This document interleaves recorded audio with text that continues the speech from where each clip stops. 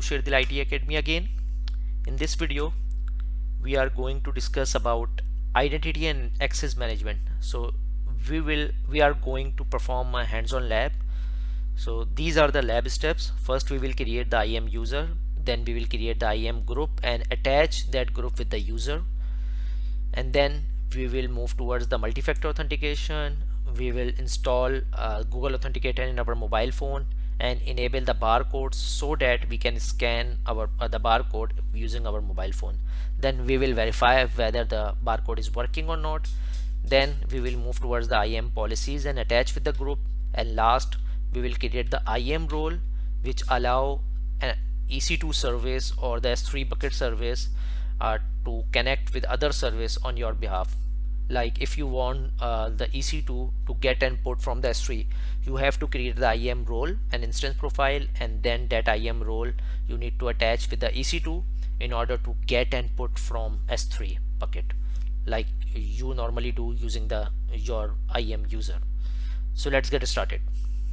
Now I am at my console. What I need to do, I will go towards the user. First, I would like to show my screen. Whenever, if you are a root account and you are going to configure your IAM and you are going to log in for the first time, you have to complete these 5 statics check. First is delete your root keys. You must have to delete secret ID and access keys in your root account. The secret ID and access key should not be the part of your root account. Second is you must have to activate the multi-factor authentication on your root account. This is very simple, I will show later. Third is you have to create individual IAM user who can log in separately and do separately. Use group to assign permission. You have to create some groups like IT department, admin department, HR, who will be the part of this AWS and who will be able to authenticate and authorize to work on AWS. So you need to line up these users on the basis of groups. And last, you must have to apply IAM password policy, like which type of password you need to set. User will have a right to change the password or not, something like that. So if you don't configure, this will act as a yellow mark, yellow explanation mark. But whenever you set this will show in the green color. So my security have been successfully completed. Then I will move towards to create my first user. I will go and click add user. In the add user section, I am going to create my new user, AWS 9th batch. AWS 9 batch user. And then the AWS asks me which type of access do I need to get this user, like the programmatic access, management access, or both access. Always remember, whenever you set up your root account, don't set up a programmatic access. These are the major act for the hacking and to compromise your account. So don't enter until you need it. This programmatic access normally required when you are start work on the CLI basis or the API basis. If you don't need, please don't enter. So I will leave as it is. I will not enable it and I will go towards the management console. The second account allow user to log in using the Google Chrome, Mozilla, or anything. Auto generated password or the custom. I would like to go custom password. Required password reset. User can create a new password and next logon. Definitely I would like to. Next permission. Right now I don't have a group, so I will leave it as it is. I will create a group later and then attach this user with the specific group. Tags, you can set up a tags like which environment. Might be this user will be the part of the prod environment, so you can set up an environment of prod. Now create user. By default the IAM user change password policy are attached. Rest of the policy are not attached because I didn't create any group, I didn't create any policy and attach to it, so I will do it later. Create user.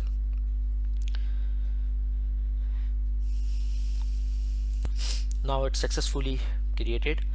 The next step, you can send email these login information to the specific user, or you can download a CSV file which include your username, the specific username credentials like username and password. So let's open and check what's the username and password of this user. Okay, that's fine, it's open. So is allow me to check. So the detail says provide this link to the user, because this is the IAM user. So this user cannot be logged in by the normal AWS login console. That login console will normally used by the root accounts. So might be possible the same user be the part of another company, the third company or the fourth company. So if this account act as a root account, this must be unique. So this right now this AWS 9-badge user are the part of my account, so that user should be log in using this link. So I will go this link and check whether I am able to log in or not. I use incognito mode and will enter the link. Always remember what the link says. Link says shardil.signin.awsamazon.com. Normally whenever you log in, it allow only signin.aws.amazon.com/console. Shardil.signin means the user are going to log in under my console. As you can see, I will enter the username. Password will be static and it will not show, because I will send password personally, so that password will not be a part of the CSV file. So I will add, I will add the username. Where is the username? AWS 9-badge user.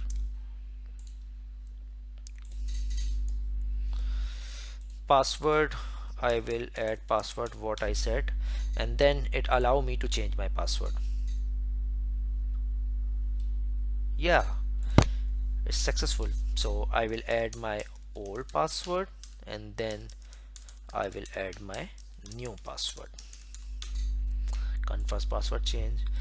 Now once the user has changed password, the root account even don't know what's the new password. Even if the account owner forget the password, the root account have the authority to reset the password, not to find the old one. Right now I am unable to do anything because I don't have any authority to view, to check, to read anything. It's logging. Yeah, as you can see, you are not authorized to describe running instance. You are not authorized to describe anything. So in next video I will show you how you can configure a group, create a group, configure our policies with the group, and how you can add this user to be a part of the specific group in order to make access by either the read only or the write only. Okay guys, let's meet in next video. In next video I will show you how to create a group, attach with the user and so on. Stay tuned. Thank you. अच्छा IAM के अंदर आपने क्या करना है, आप अभी normal mode पे चला रहे हैं। सबसे पहले स्टेप पे आपने क्या करना है, आपने एक यूज़र बनाना है, लेकिन उस यूज़र को इस कंसोल पर मत खोलिएगा। क्यों? क्योंकि अगर आपने जैसे ही उस नए यूज़र को खोला, आपका करंट यूज़र बंद हो जाएगा। तो उसका तरीका क्या होता है कि आप दोनों यूज़र को करें। अभी करंट यूज़र को आप कंसिडर करें एज अ फुल एडमिनिस्ट्रेटर, और वो जो नया यूज़र अभी हम बनाने जा रहे हैं, वो नए यूज़र को कंसिडर करें आप किसी क्लाइंट के लिए बना रहे हैं, उस क्लाइंट ने लॉग इन किया है, right, on the same machine. तो किस तरह से हम दोनों को खोल सकते हैं? Using incognito mode. आप इनकॉग्निटो मोड पे कैसे इनकॉग्निटो मोड खोलते हैं, ये देखें, राइट क्लिक करें, नीचे जो टैब आ रहा है उस पर ये देखें इनकॉग्निटो मोड आ रहा है, सबको नज़र? अगर नहीं आ रहा तो पहले गूगल क्रोम को टास्क बार में पिन कीजिएगा, वहाँ से इनकॉग्निटो मोड भी आ सकता है। तो ये रहा इनकॉग्निटो मोड, ठीक है, सही है। अच्छा, ये इनकॉग्निटो मोड खुल गया। यहाँ भी आप यही खोल लें aws.shardil.org और इसको खोल के छोड़ दें आप। स्टेप 1 साथ साथ लैब करेंगे ताकि किसी की कोई चीज़ मिस ना हो। यहाँ तक सब पहुँच गए? ये वाली स्क्रीन, बस यहाँ रुक जाएं अब आप, क्योंकि अब आपने नया यूज़र बनाना है। वापस आ जाएं अपने IAM कंसोल पर, पुराने वाले, मतलब जो दूसरा ब्राउज़र है। दूसरा एक और काम करना है, आपने सिर्फ लैब परफॉर्म नहीं करनी, आपने समझना है कि हम कर क्या रहे हैं। ऐसा ना हो कि आप सिर्फ क्लिक कर रहे हो और आपको खुद ही ना पता हो कि आप परफॉर्म क्या कर रहे हैं लैब को। So you have to clearly understand कि हम कौन सा स्टेप करने आ रहे हैं और उसका ऑब्जेक्टिव क्या है। तो पहला ऑब्जेक्टिव है, हम एक यूज़र बनाने जा रहे हैं। यूज़र पर क्लिक किया आपने, ठीक है। अब जो भी आप यहाँ यूज़र बनाएंगे, उस यूज़र के आगे आप लिखेंगे 13 बैच। क्या लिखेंगे? 13 बैच, ताकि या टेस्ट लिखेंगे आप, खाली टेस्ट लिख दिएगा वो भी काफ़ी है। तो मैं यहाँ लिख रहा हूँ शेरदिल टेस्ट के नाम से एक यूज़र बना रहा हूँ, शेरदिल टेस्ट। अच्छा, शेरदिल टेस्ट ऑलरेडी एग्जिस्ट है, मैं शेरदिल टेस्ट 1 बना लेता हूँ। अगर आपको एक से ज़्यादा यूज़र बनाने तो आप ऐड अनदर यूज़र पर भी क्लिक कर सकते हैं, ये रहा ऑप्शन। लेकिन राइट नाउ हमें एक ही यूज़र बनाना है। तो शेरदिल टेस्ट 1 आ गया। नीचे पूछ रहा है आपको एक्सेस टाइप देनी है प्रोग्रामेटिक एक्सेस या कंसोल का एक्सेस दे रहे हैं। तो प्रोग्रामेटिक एक्सेस हमें नहीं देना। Programmatic access as per AWS best practice आपको लीस्ट प्रिविलेज देना होता है या नहीं देना होता है। क्यों देते हैं हम प्रोग्रामेटिक एक्सेस? अगर आप किसी विजुअल स्टूडियो कोड पे काम कर रहे हैं या किसी कोडिंग पर काम कर रहे हैं जहाँ पे ऑटोमेशन चल रही है डेवऑप्स की, चाहे वो CLI हो, चाहे SDK हो, चाहे API हो, वो यूज़र नेम पासवर्ड को फॉलो नहीं करते। They use the programmatic access which include the access ID and secret access की। इन दोनों की कनेक्टिविटी मिलती है तो फिर आपका अकाउंट कनेक्ट होता है प्रोग्रामेटिकली। तो राइट नाउ हमें क्या करना है? मैनेजमेंट कंसोल यूज करना है। मैनेजमेंट कंसोल यूज करने के बाद पूछ रहा है पासवर्ड। आप ऑटो जनरेटेड भी कर सकते हैं और कस्टम पासवर्ड भी कर सकते हैं। I think we should follow the process and we should use auto generated password. हम इसी को यूज कर रहे हैं। Next, permission. राइट नाउ कोई परमिशन नहीं देनी, खाली जाने देना है, खाली बिल्कुल, ठीक है। टैग्स, टैग भी आप छोड़ दें, टैग की अभी ज़रूरत नहीं, ऑप्शनल है। और आखिर में रिव्यू। पॉलिसी और ग्रुप्स में बनवाऊंगा लेकिन बाद में, जैसे ही मैं क्रिएट यूज़र करूंगा। क्रिएट टैग्स आ रहा है, आगे बढ़ जाएं आप। हाँ, नेक्स्ट बिल्कुल एंड पे चलें। अब यहाँ देखें मेरी स्क्रीन पर जब मैंने कंप्लीट कर लिया तो मेरे पास एक आ रहा है डाउनलोड CSV। आप इसको डाउनलोड कर लें और यहाँ से ये शो पासवर्ड को, ये जो ऑटो जनरेट, इसको कॉपी कर लें क्योंकि ये 1 टाइम जनरेटेड पासवर्ड है, ठीक है ना। और इसको सेव कर लें कहीं पे, मैंने एक जगह लिख लिया है, ठीक है ना। और मैंने इसको सेव कर लिया पासवर्ड को, क्योंकि आपके पास जो CSV फाइल डाउनलोड हुई है उसमें पासवर्ड नहीं होगा, याद रखिएगा, सिर्फ यूज़र नेम होगा। अब यूज़र बन गए। अब हमें जाना है कॉग्निटो मोड के ऊपर। कॉग्निटो मोड पर आए यहाँ पे aws.sherdil.org। यहाँ जाने के बाद मैं यहाँ लिख रहा हूँ शेरदिल टेस्ट 1 और अपना मैं पासवर्ड डाल रहा हूँ फर्स्ट टाइम। जैसे ही मैं फर्स्ट टाइम पासवर्ड डालूंगा, अगर ये प्रॉपर है तो ये मुझे दे देगा मेरे यूज़र ने पासवर्ड चेंज करने के लिए। ये आ गया मेरे पास, ओल्ड पासवर्ड डाला मैंने और नया पासवर्ड भी डाल के मैंने सेव कर लिया।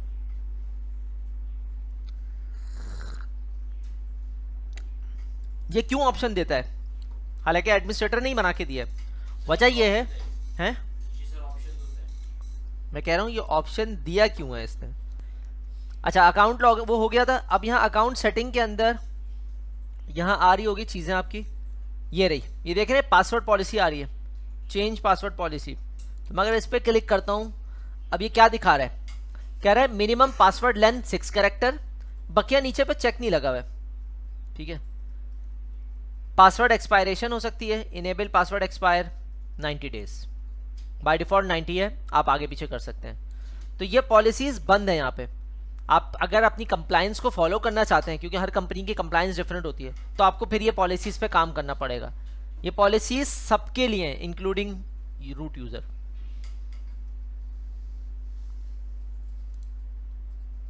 सॉरी, IAM यूजर के लिए खाली है, रूट यूजर अपने हिसाब से चेंज करेगा इसको। अब लॉगिन करने के बाद हमें यह देखना है क्या हम किसी सर्विस पर कोई काम कर पा रहे हैं। आप लोग याद करें जब IAM पढ़ाया गया था आपको, तो IAM को 2 टुकड़े किए थे। I को अलग बताया था, AM को अलग बताया था। आइडेंटिटी मीन था authentication, access management mean authorisation. अभी आपने क्या काम किया है, आपने ऑथेंटिकेशन की है, अभी अंदर दाखिल हो गए, लेकिन अंदर दाखिल होने के बाद किस सर्विस पर कितना काम करना है ये आप नहीं जानते। अच्छा, पॉलिसी आपको नहीं पता, यू शुड कंसिडर कि आपको बैक एंड की पॉलिसी नहीं पता क्या लगी हुई है, टेस्ट कैसे करेंगे। Let's go towards the EC2। Service पे जाएं, अब तो मैं खाली सर्विस खोलना आ गई होगी, टॉप लेफ्ट साइड पे जाएं, सर्विस पे, उस पर EC2 सेलेक्ट करने जरा, कहीं भी क्लिक कर सकते हैं, EC2 खुलना चाहिए। यस,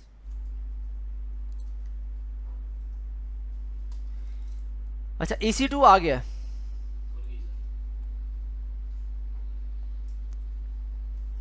ठीक है, रनिंग मशीन पे जा रहा हूं मैं।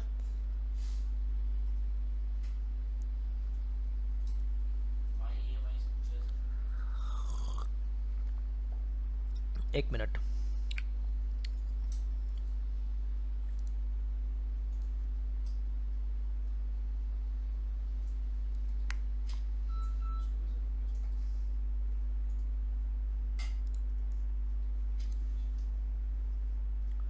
अच्छा डैशबोर्ड पर आ जाएं आप। डैशबोर्ड पर आने के बाद आपको क्या नजर आ रहा है, आप लोग सारे अपने डैशबोर्ड पर आए, लिखा हुआ रहा है you are not authorise to describe running और जितनी भी चीजें। क्यों?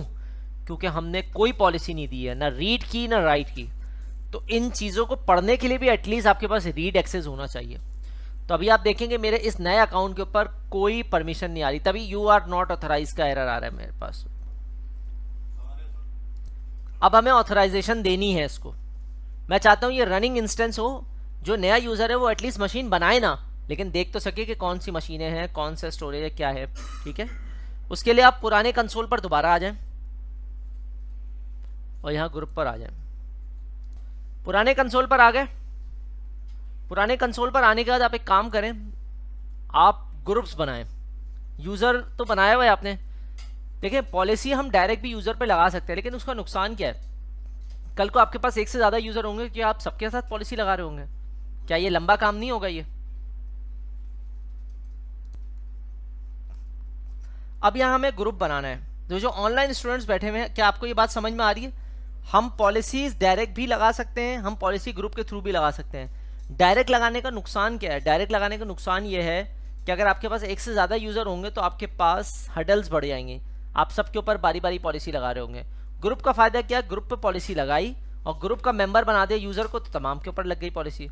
अब आप अभी देखें कि ये कुछ मेरे अपने कुछ ग्रुप्स बने हुए, 13 batch, 12 batch, 1-to-1, 1-on-1। 13 batch का मतलब आप जितने यूज़र हैं 18 यूज़र हैं आप लोग, ये एक पॉलिसी लगाता हूँ 18 पे लग जाती है। अगर मैंने यूज़र लेवल पे लगाई होती तो नुकसान क्या होता, मुझे 18 पे बारी बारी पॉलिसी लगानी पड़ती। फ़ायदा क्या है यूज़र पर डायरेक्ट पॉलिसी लगाई, ये तो नुकसान मैंने आपको बताया। फ़ायदा क्या है यूज़र पर डायरेक्ट पॉलिसी लगाने का?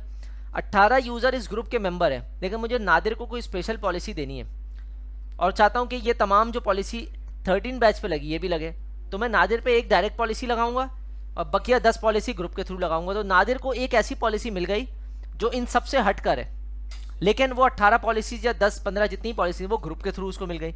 तो कहाँ फ़ायदा है कहाँ नुकसान है ये आपको खुद अंडरस्टैंड करना है, क्योंकि अमेजोन ने दिया है तो किसी फ़ायदे के लिए दिया होगा, लेकिन उस चीज़ को समझना कि कौन सी चीज़ किस वक्त कैसे यूज़ करनी है ये बहुत इंपॉर्टेंट है।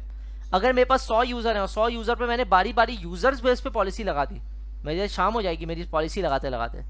जबकि अगर मैंने ग्रुप पे लगाई हो तो मुझे पता है तमाम ग्रुप को एक ही जैसी पॉलिसी देनी, तो ग्रुप पे आसान हो गई ना चीज़। कोई सवाल था आपको? मल्टीपल ग्रुप बने हुए, ये ग्रुप जो बने हुए आपने इसको, ये जो मेरे ग्रुप है इसको नहीं छेड़ना आपने, ठीक है ना। आपने क्रिएट न्यू ग्रुप पे जाना है, आ जाए क्रिएट न्यू ग्रुप, इस पे टेस्ट का लफ्ज जरूर लिखना है आपने, टेस्ट का। मैं लिख रहा हूं उस्मान टेस्ट। आगे चलते हैं, उस्मान टेस्ट हो गया। चीजें बहुत आसान है, सिर्फ फॉलो करना, कुछ नहीं है। ग्रुप का नाम दे दिया। नेक्स्ट स्टेप, नेक्स्ट स्टेप के ऊपर मैं कर रहा हूं EC2 रीड ओनली। कौन सी पॉलिसी है? EC2 रीड ओनली, फुल नहीं देना है आपने। Amazon EC2 read only, right. अच्छा, इतनी सारी पॉलिसी में मैं कैसे पता लगाऊं कि कौन सी पॉलिसी चाहिए? तो अब सर्च में लिख दें EC2 रीड, वो आ जाएगी पॉलिसी। नेक्स्ट, ठीक है ना। क्रिएट ग्रुप, ये ग्रुप मैंने क्रिएट कर दिया अपना, मेरा ग्रुप आ गया उस्मान टेस्ट के नाम से, ठीक है। उस्मान टेस्ट के अंदर गया, अब मुझे अपने यूजर को इसमें ऐड करना है। अब क्लिक किया, मेरा यूजर यहाँ आ रहा होगा, मैंने सर्च किया शेरदिल के नाम से, शेरदिल टेस्ट 1 है राइट नाउ मेरा यूज़र, ठीक है, और मैंने इसको ऐड कर दिया, ये ऐड हो गया मेरा यूज़र। परमिशन कौन सी लगी हुई है, ये परमिशन भी आ गई मेरे ऊपर, EC2 रीड ओनली। अब मैं करूँगा क्या, यहाँ तक सारे पहुँच गए या किसी का कोई स्टेप बाकी है? Now it's time to check the specific policy जो हमने लगाई है। हम क्या कर रहे हैं, यहाँ जा रहे हैं, क्या लिखा हुआ है, you are not authorise to perform. मैं जस्ट ये रिफ्रेश की बटन दबा रहा हूँ, यहाँ से हट गया एरर। अब रीड ओनली पे आ गया, मतलब मैं मशीन नहीं बना सकता कोई, लेकिन मैं चीज़ें देख सकता हूँ कितनी रनिंग मशीन चल रही है, कितनी स्टॉप है। मैं एक काम कर रहा हूँ, मैं आपके सामने एक मशीन बनाने की कोशिश करता हूँ, देखते हैं क्या होता है। आप भी साथ में बना लें। रनिंग इंस्टेंस पे आ रहा हूँ मैं, लॉन्च इंस्टेंस पे, या चले मशीन छोड़ देते हैं, हम किसी वॉल्यूम को ले लेते हैं क्योंकि मशीन का प्रोसेस बहुत लंबा है, तो इट टेक्स टाइम। तो हम लोग एक काम करते हैं, हम किसी स्टोरेज पर आ जाते हैं, वॉल्यूम पर आ जाते हैं, और एक नया वॉल्यूम बना के देखते हैं। यहाँ पे सिंपल वॉल्यूम आ गया, क्रिएट वॉल्यूम। ये वॉल्यूम की तमाम स्पेसिफिकेशन आ गई, कुछ भी चेंज नहीं करना है, जो लिखा हुआ है सब करने का, जस्ट क्रिएट वॉल्यूम। हाँ हाँ कर दें, जाने दें। ये क्या लिखा हुआ है मेरे पास, you are not authorise to perform this operation. क्यों? क्योंकि ओवरऑल रीड ओनली पर बैठा हूं मैं। What I need to do to perform this action successfully, I have to change my policy from read only to full access और either editor access. ठीक है, तो ये ऑथराइजेशन समझ में आ गई, ऑथराइजेशन का प्रैक्टिकल समझ में आ गया किस तरह से चेक करते हैं। अब यूजर आपके पास आता है, या यूजर 6 महीना तक था, हो सकता है वो डेस्कटॉप सपोर्ट पर हो, उसका काम सिर्फ अमेजॉन क्लाउड की मॉनिटरिंग हो। 6 महीने के बाद आपने उसको प्रोमोट कर दिया, आपने कहा now you are a system engineer और AWS administrator and you can provision the machines on company behalf. But on that scenario what you need to do, you have to replace the policy from read only to either full access or the editor access। ठीक है ना। अच्छा एक और बात, आप चाहते हैं कि यार मैं कोई ऐसी पॉलिसी बनाऊं जिसमें रीड हो राइट ना हो, या राइट हो रीड ना हो, उस सूरत में क्या करेंगे? आप कस्टमाइज डायरेक्ट पॉलिसी को यूज नहीं कर सकते, you have to write the policy on JSON format अपनी कस्टमाइज करने के लिए। ठीक है, क्लियर है यहाँ तक? एक मिनट, क्लियर है यहाँ तक? किसी का कोई सवाल? हाँ आप पूछो।